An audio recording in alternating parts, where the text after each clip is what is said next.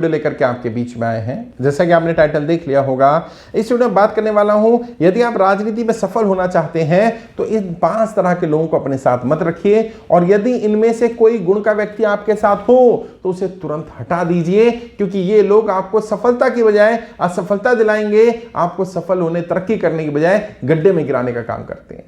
कौन लोग? सबसे पहले वो लोग जो कहते कुछ हैं और करते कुछ हैं, जिनकी कथनी और करनी में अंतर होता है, जो जबान पर कुछ और होते हैं और पीठ पीछे कुछ और होते हैं। ऐसे लोगों पर भरोसा मत करिए, ऐसे लोगों को टीम में मत रखिए। और कैसे पहचानेंगे इन लोगों को? जो आपके सामने किसी और की बुराई कर रहा है, यकीन मानिए वो कल आपकी पीठ पीछे आपकी भी बुराई करेगा ही। आइडेंटिफाई करिए ऐसे लोगों को, जो लोग हमेशा हमेशा दूसरों की बुराई करते रहते हैं, जो जबान पर कुछ है और सामने कुछ है। जब वो व्यक्ति सामने आ जाता है तो अलग बिहेव करते हैं, ऐसे दिखाते हैं वो व्यक्ति सबसे ज्यादा खास है, और उसके जाते ही उसके पीछे उसकी बुराई करते हैं। ऐसे लोग कभी भी किसी के भी सगे नहीं हो सकते, ना आपके सगे होंगे, ना ये जिसके सामने आपकी बुराई और उसकी तारीफ कर रहे हैं उसके सगे होंगे, क्योंकि ये कभी किसी के सगे नहीं होते। इनकी सोच, इनका विचार, इनकी रणनीति केवल अपने तक ही सीमित रहती है, ये केवल अपना भला देखते हैं। ऐसे लोगों को आइडेंटिफाई करना जरूरी है, और जब आइडेंटिफाई कर लें तो आहिस्ता आहिस्ता इनको साइडलाइन करने की रणनीति को अपनाएं। साइडलाइन करने की रणनीति कभी सिखाऊंगा कि कब जब पहचान लिया जाए तो फिर उनको साइडलाइन कैसे किया जाए। डायरेक्ट मना नहीं करना है, उनके संसाधनों का, उनके रिसोर्सेज का दोहन करना है, अपनी ग्रोथ, अपनी तरक्की के लिए यूज करना है, मिसयूज नहीं करना। लेकिन फिर भी कैसे और किस तरह से उनको बिना बताए उनको साइडलाइन किया जाए, किस तरह से मिनिस्टर विदाउट पोर्टफोलियो तैयार किया जाता है, वो कभी बताऊंगा मैं आपको। दूसरा कौन लोग? दूसरा वो लोग जो डरपोक हैं या दिलेर नहीं है, ऐसे लोग अपनी टीम में मत रखिए। हाँ, आपको पता चल जाता है कौन व्यक्ति रिस्क टेकर है, कौन व्यक्ति रिस्क टेकर नहीं है, कौन व्यक्ति सिचुएशन से डरकर भाग जाता है और कौन व्यक्ति सिचुएशन का आगे बढ़कर के सामना करता है। जो लोग आगे बढ़कर के सामना कर रहे हैं उनको अपने साथ रखिए, और जो सिचुएशन से भागते हैं, जो डर जाते हैं, घबरा जाते हैं, जो छोटी छोटी बात पर पीछे हट जाते हैं, जो फ्रंट पर नहीं आना चाहते हैं, जो आपके सामने दिखना नहीं चाहते हैं, जो आपके साथ खड़े हो हैं, ये किसी को पता ना चल जाए, इस तरह का बिहेवियर अपनाते हैं, इन पर भरोसा मत करिए, इनको साथ मत रखिए। क्यों? क्योंकि ये लोग एंड मोमेंट पर धोखा देंगे आपको। आचार्य चाणक्य कहते हैं अपने साथ 100 लोगों की भीड़ मत रखिए, केवल 2 लोग रखिए, लेकिन ये 2 लोग ऐसे होने चाहिए जो जरूरत पड़ने पर जान दे भी सकते हो और जरूरत पड़ने पर जान ले भी सकते हो। ऐसे केवल 2 लोग ही काफी हैं। 100 लोगों की भीड़ की जरूरत नहीं है जो मौका पड़ने पर भाग जाए, गायब हो जाए, डर जाए। और वैसे भी कहते हैं ना, जो डर गया वो घर गया। जो डर गया तो वो तो जाएगा ही जाएगा। तो डरने वाले, घबरा जाने वाले, हर छोटी छोटी बात पर पैनिक कर जाने वाले लोग, वो टीम के मटेरियल नहीं है। राजनीति में तो बिल्कुल भी नहीं है। बाकी फील्ड में हो सकता है, बिजनेस में, वैसे तो बिजनेस में भी नहीं चलेंगे, क्योंकि बिजनेस में भी कदम कदम पर रिस्क है, और लाइफ ही रिस्क है। मैं तो समझता हूं अगर आप घर से निकले हैं तो रिस्क है, और जितने बड़े बनेंगे रिस्क बढ़ता चला जाएगा। तो ये लोग जो डरपोक हैं, जो लोग जल्दी से पैनिक कर जाते हैं, परेशान हो जाते हैं, ऐसे लोगों को टीम में ना रखा जाए। बल्कि जो लोग मजबूत हैं, जो लोग पैनिक नहीं होते हैं, डर की, घबराहट की सिचुएशन में भी, डर सबको लगता है साहब, लेकिन उस सिचुएशन में कैसे रिएक्शन लेते हैं, कैसे एक्शन लेते हैं आप, उससे पता चलता है कि आप लीडर हैं कि नहीं है। और डर का ना होना साहस नहीं है, डर पर काबू पाकर काम करना साहस है। तो ये साहसी लोग हैं, उनको अपने साथ रखिए, और जो साहसी नहीं है उन्हें हटाइए। तीसरा वो लोग जिनके ऊपर आपको पहले कभी कोई रिकॉर्ड पास्ट में ऐसा मिला हो कि उन्होंने किसी के साथ धोखा किया हो, बेईमानी की हो, जिनके ऊपर ऐसा किसी तरह का कोई आरोप साबित हो चुका हो, इन पर भरोसा मत करिए। क्यों? क्योंकि इंसान अपना आदतें तो बदल सकता है, फितरत नहीं बदल पाता। जिसकी आदत बेईमानी करने की हो जाती है, जिसकी आदत चोरी करने की हो जाती है, वो बेईमानी करेगा ही, वो चोरी करे बिना नहीं रह सकता। तो ऐसे लोग जिनका पास्ट रिकॉर्ड आपके सामने है या आपको पता चला है, और बल्कि बड़े लोग तो इंक्वायरी भी करा लेते हैं, बड़े नेता तो अपने साथ के लोगों का बैकग्राउंड पूरा चेक भी करा लेते हैं। और वैसे भी घबराहट किस बात की भाई? यदि आप सही हैं तो हाथ कंगन को आरसी क्या और पढ़े लिखे को फारसी क्या। यदि आप सही हैं तो घबराना किस बात का, और यदि आप झूठे हैं, यदि आपने कुछ गड़बड़ की है, गलत किया है, धोखेबाज रहे हैं आप, तो फिर तो आज नहीं तो कल पता चल ही जाएगा साहब। कब तक छुपाएंगे? ऐसे लोग जिन्होंने धोखाधड़ी की और साबित हो गई हो, आरोप लगना ठीक है, राजनीति में झूठे सच्चे आरोप बहुत तरह के लगते रहते हैं, लेकिन कोई ये साबित कर चुका हो कि हाँ इस व्यक्ति ने धोखा दिया, ये व्यक्ति बेईमान है, इसने हमारे साथ बेईमानी की है। और यदि आपने कभी किसी के साथ बेईमानी करते देख लिया हो, धोखाधड़ी करते देख लिया हो, तो सतर्क हो जाइए, ये व्यक्ति कल आपको भी धोखा दे सकता है। और धोखा देने वाले लोग बहुत चालाक भी होते हैं, कई बार उनकी चालाकी पकड़ में आने में समय लग जाता है, इसलिए सतर्क रहिए।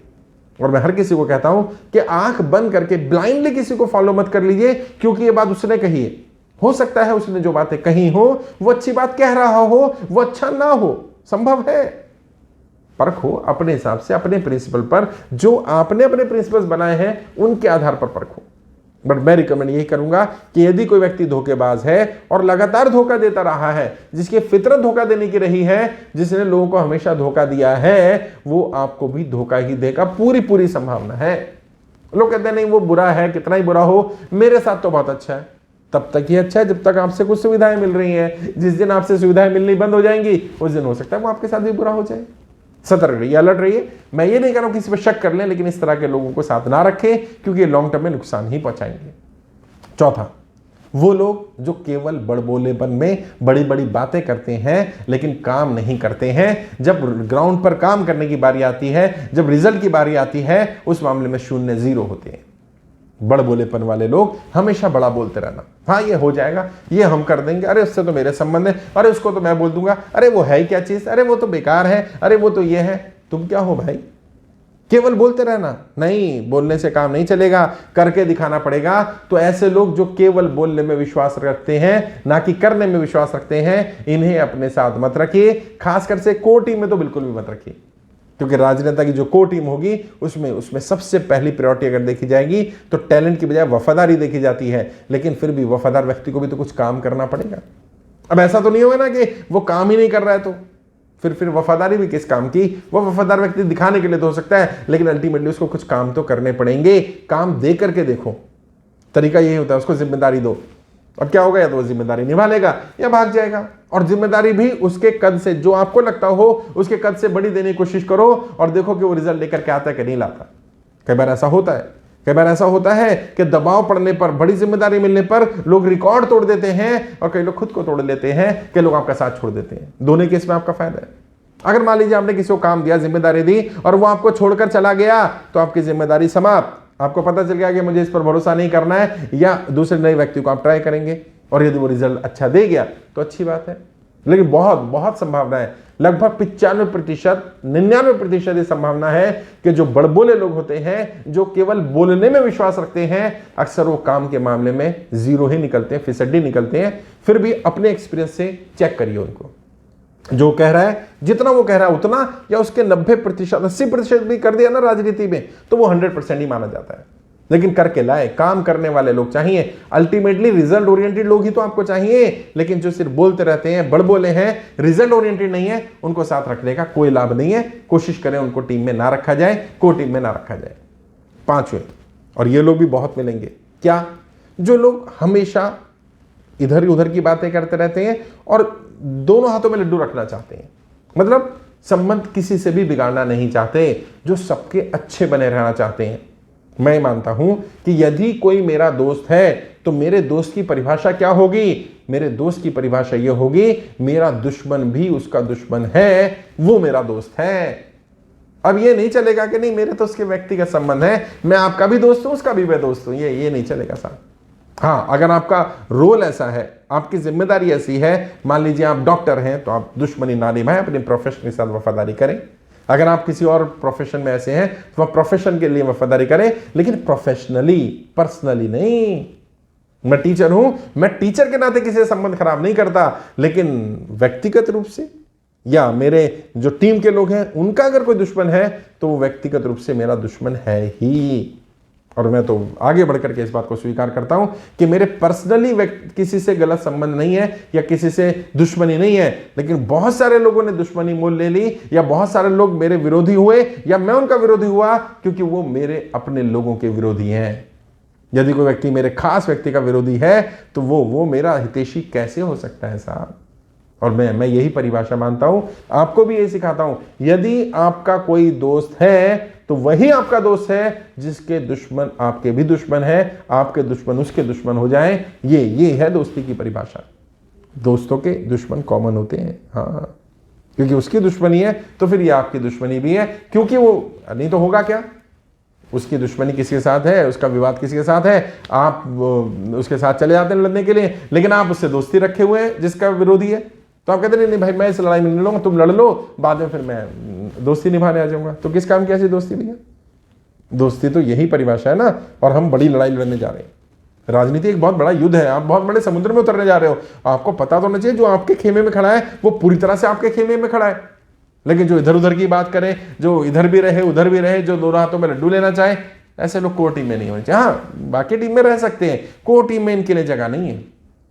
कोर टीम में तो वही है जो पूरा 100% आपका अपना है, जिस पर आपको और जिसको आप पर पूरी तरह से भरोसा है और हर परिस्थिति में वो आपके साथ है। मान लीजिए आपके ऊपर आरोप लगे, साबित तो बाद में होगा झूठे या सच्चे हैं। आज व्यक्ति उन आरोपों के कारण नहीं, भाई पहले साबित कराओ आप दूध के धुलो तो मैं आपके साथ हूं। फिर किस चीज का अपनापन भैया? अपनापन तो है कि नहीं, कैसी भी परिस्थिति हो मैं आपके साथ हूं, मैं आपका साथ नहीं छोड़ूंगा, क्योंकि मैं आपका अपना हूं। और अपनों के लिए सबसे बड़ा कारण यही होता है कि मैं आपका अपना हूं, इसके बाद कोई कारण की जरूरत नहीं है। ऐसे लोगों को कोर टीम में मत रखिए, ये लोग कल को नुकसान दे जाएंगे। कम लोग रखिए, सिलेक्टेड लोग रखिए, वो लोग रखिए जो आप पर भरोसा करते हो और जो आपकी लड़ाई को अपनी लड़ाई मान सकते हो, लड़ने को तैयार हो, जबकि उनका व्यक्तिगत लॉस भी हो सकता हो। यही अपनापन है। और जब इस तरह का अपनापन आप खुद निभाएंगे तो आपकी टीम में भी इस तरह के लोग होंगे जो आप पर भी भरोसा करेंगे।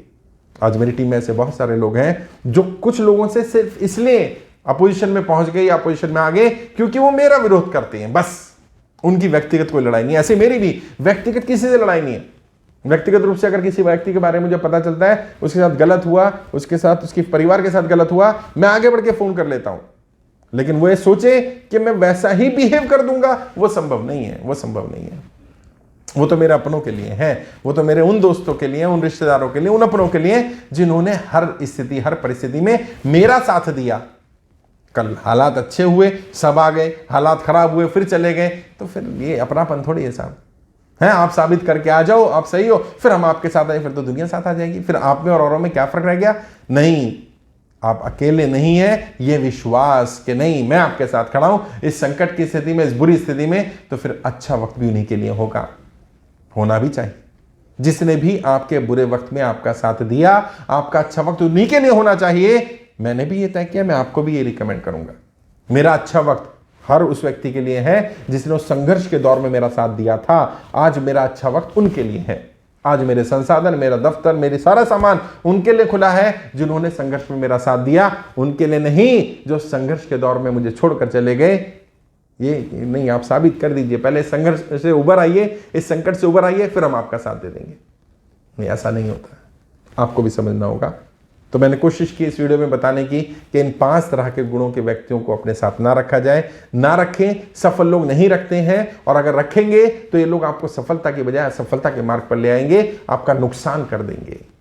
आज के लिए इतना ही, आगे किसी और विषय पर बात करेंगे। आपके उज्जवल राजनीतिक भविष्य के लिए हार्दिक शुभकामनाएं। जय हिंद, जय भारत।